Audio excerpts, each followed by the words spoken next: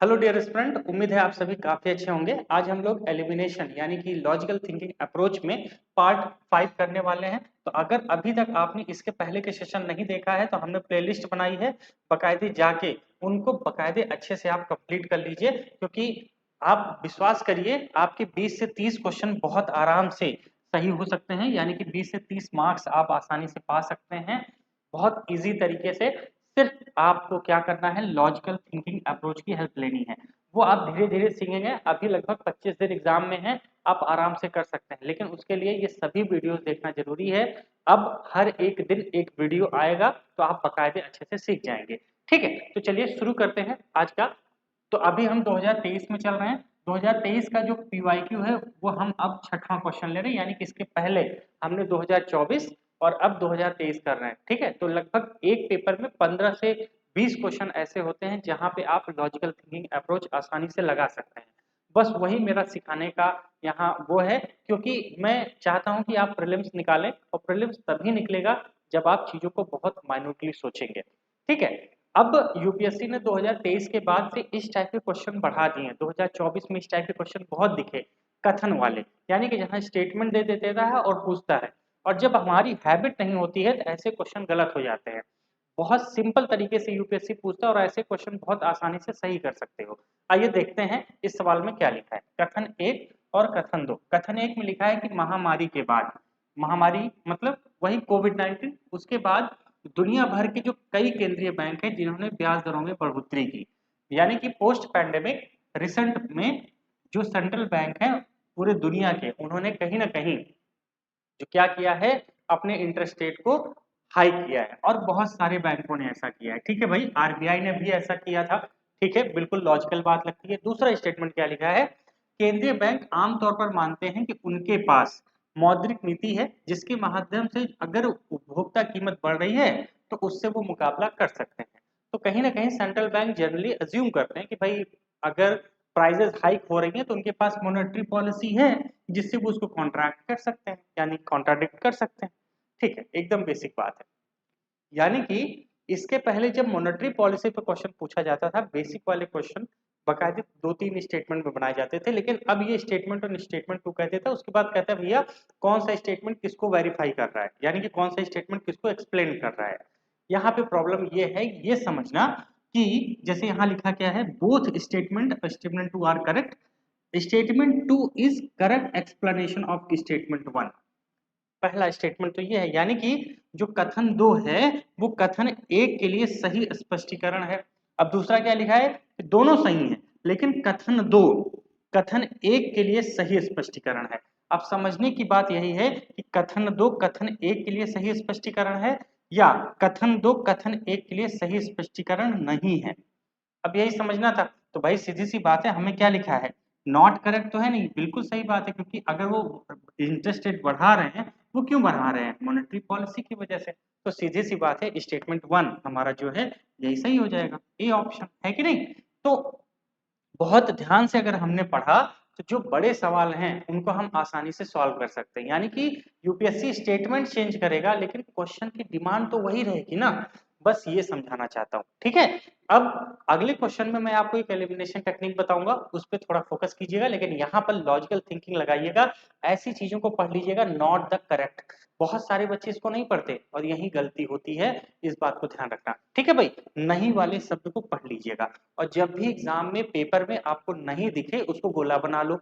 गोला बनाने से क्या होगा, तुरंत के तुरंत नजर में पड़ जाएगा। ठीक है, चलिए क्वेश्चन नंबर नेक्स्ट की बात करते हैं। क्वेश्चन नंबर 7 क्या लिखा है, सवाल लिखा है स्विट्जरलैंड मूल्य के मामले में, मतलब कि मूल्य के मामले में सोने का प्रमुख निर्यातक में से एक है। अब यहाँ पे भी कथन वाले क्वेश्चन है, यानी कि स्टेटमेंट वाले, यानी कि Switzerland is one of the leading exporter of the gold in the term of value, यानी कि मूल्य के हिसाब से भैया इतने टन का इतने का सोना जा रहा है, अमाउंट के हिसाब से।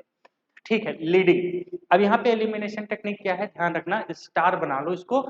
अगर कहीं पे लिखा है one of the leading, one of the leading यानी कि प्रमुख निर्यातक में से एक है, यानी कि वन ऑफ द लीडिंग का मतलब ये हुआ ना, उनमें से एक होना। तो ऐसे स्टेटमेंट 100% करेक्ट होते हैं, 100% करेक्ट, यानी कि इसको गलत करने का कोई चांस ही नहीं है। ये 100% करेक्ट, ध्यान रखना 100% सही।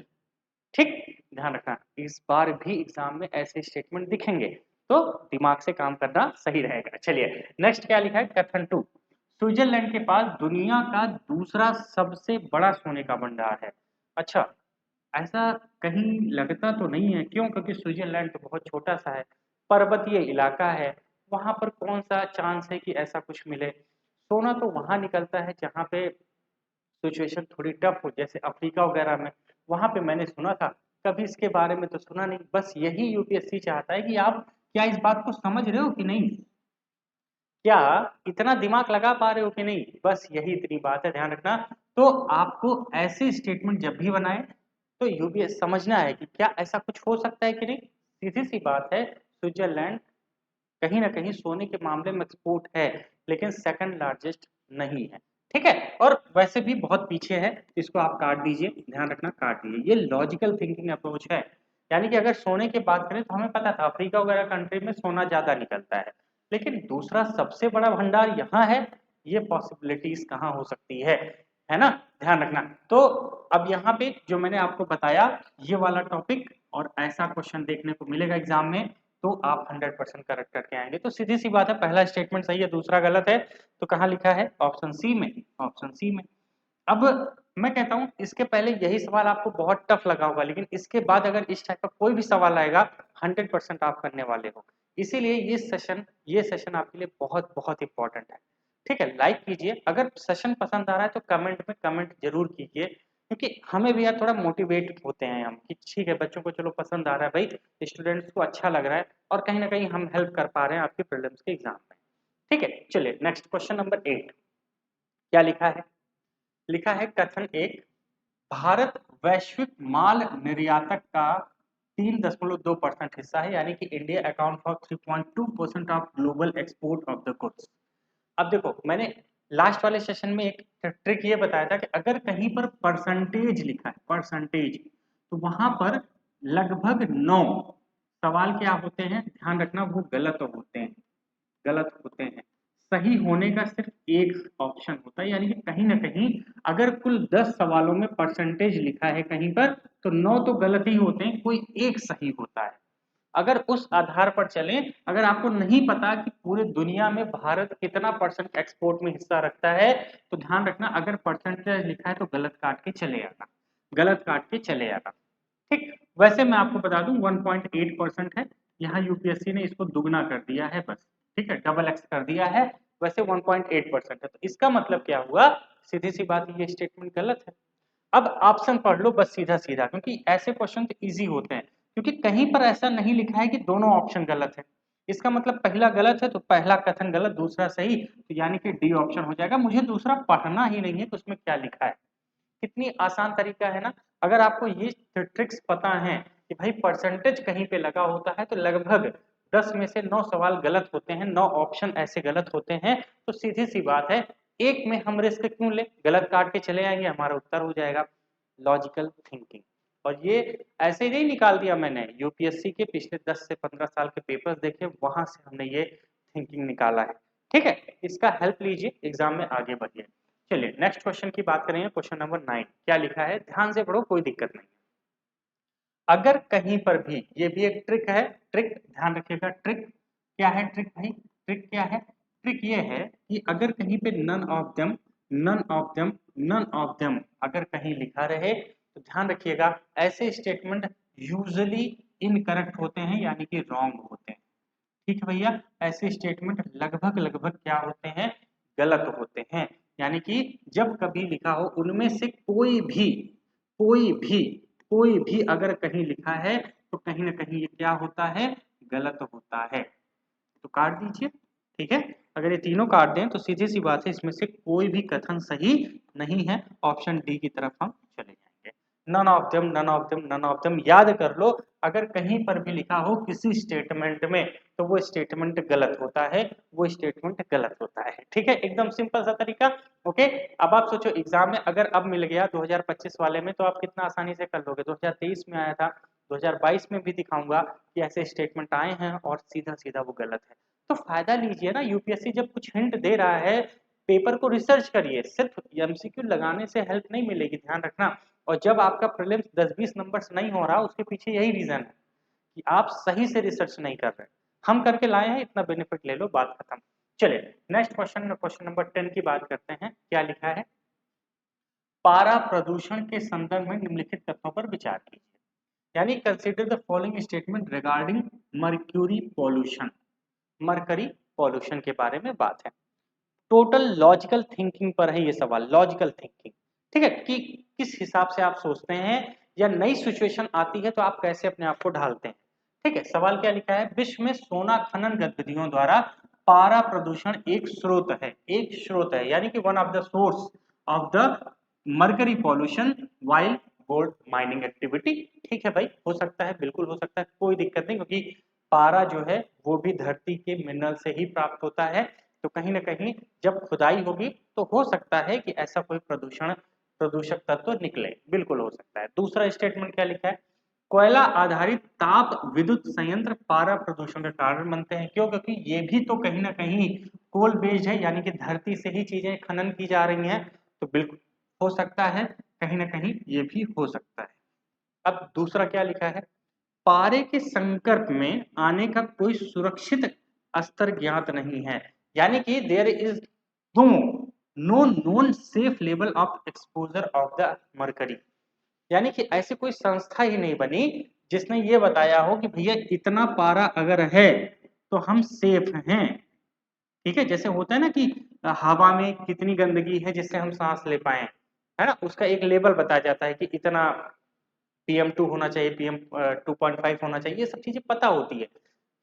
तो क्या इस पे नहीं बताया जाएगा? आप सोचिए ना, अगर कोई चीज है जो प्रदूषक है, क्या कोई स्तर ही नहीं बताया जाएगा? क्लास 9th का आप जाएंगे या 10th की किताब में जाएंगे, आपको वहां बता दिया गया है कि स्तर है। यानी कि ये जो स्टेटमेंट लिखा है ये आपकी लॉजिकल थिंकिंग पे है, ध्यान रखना, लॉजिकल थिंकिंग पे। लास्ट स्टेटमेंट ही यूपीएससी ने इसको क्यों बनाया? क्योंकि यहाँ आते आते आपका दिमाग ही हैंग कर जाए। ठीक है, तो ध्यान रखना इस बात को। ये स्टेटमेंट तो गलत है भाई, पढ़ने से ही लग रहा है कि ऐसा कैसे हो सकता है कि हमें सेफ लेवल के बारे में ना पता हो, है ना। अरे कोई भी चीज होती है उसके एक सेफ लेवल और हानिकारक लेवल तो पता ही होता है। और आजकल इतना मेडिकल आगे बढ़ गया, उसके बाद भी ना हो तो ऐसा पॉसिबल कहाँ है? तो सीधी सी बात है, स्टेटमेंट काट दीजिए, केवल 2 स्टेटमेंट सही हैं, ओनली 2 स्टेटमेंट आर करेक्ट। ठीक है, आज मैंने आपके सामने 5 क्वेश्चन डिस्कस किए। अच्छा ये बताइए, ये 5 क्वेश्चन क्या टफ थे? क्या दिल से पूछना, टफ थे क्या? पहले टफ लगे होंगे, लेकिन अब जब मैंने डिस्कस किया तो ये आसान लगे होंगे। इसी तरह जब एग्जाम में जाना, बहुत रिलैक्स मूड में क्वेश्चन को करने की कोशिश करना, जो जो बताया हूँ उस हिसाब से चीजों को सोचने की कोशिश करना। मेरी गारंटी है, जो मैं बार बार कहता हूँ कि भाई आप आराम से कितने 20 से 30 मार्क्स ला सकते हैं, तो बिल्कुल ला सकते हैं, ध्यान रखिएगा। ठीक है, अब चलिए एक इंपॉर्टेंट अनाउंसमेंट है आप सभी के लिए, कमांडो ट्रेनिंग प्रोग्राम, इसमें मैं आपको एडवांस लेवल पे आंसर राइटिंग करना सिखाता हूँ। क्यों? क्योंकि आज पे जैसे आप देखिए बहुत सारे ऐसे हैं यूट्यूब पर अपनी कॉपियां डाल रहे हैं कि मेरा मेंस में नहीं हुआ, है ना, मेरा फाइनल सिलेक्शन नहीं हुआ। अब आप देख रहे वहां पे वो क्या किए हैं, इसके पहले भी 4-5 मेंस लिख चुके हैं, ऐसा भी कुछ है, लेकिन इस बार भी नहीं होता। पता है क्यों? क्योंकि उन्होंने एक ही धारणा पकड़ी है, कुछ नया अपडेट करने की कोशिश नहीं करते, कुछ नया आज के हिसाब से लिखने की कोशिश नहीं करते। पहले उनके नंबर अच्छे आए थे तो वो उसी बेस पे काम करते हैं। विश्वास करो आप भी गिर जाओगे। आपको कमांडो ट्रेनिंग प्रोग्राम ज्वाइन ही करना पड़ेगा। क्यों? क्योंकि आपको इनोवेशन चाहिए, नई नई चीजें कैसे हम कर सकते हैं अपने पेपर में इंक्लूड, इसलिए ये प्रोग्राम बहुत जरूरी है। डिस्क्रिप्शन बॉक्स में एक व्हाट्सएप का ग्रुप है, जाके ज्वाइन कीजिए या इस नंबर पे मुझसे बात कीजिए। और सबसे अच्छा है कि ग्रुप ज्वाइन कर लो, नीचे डिस्क्रिप्शन बॉक्स में answer writing commando training program नाम से होगा, ज्वाइन कर लो, उसके बाद कर लीजिए। सिर्फ 50 बच्चों का ही एडमिशन इसमें हम लेते हैं।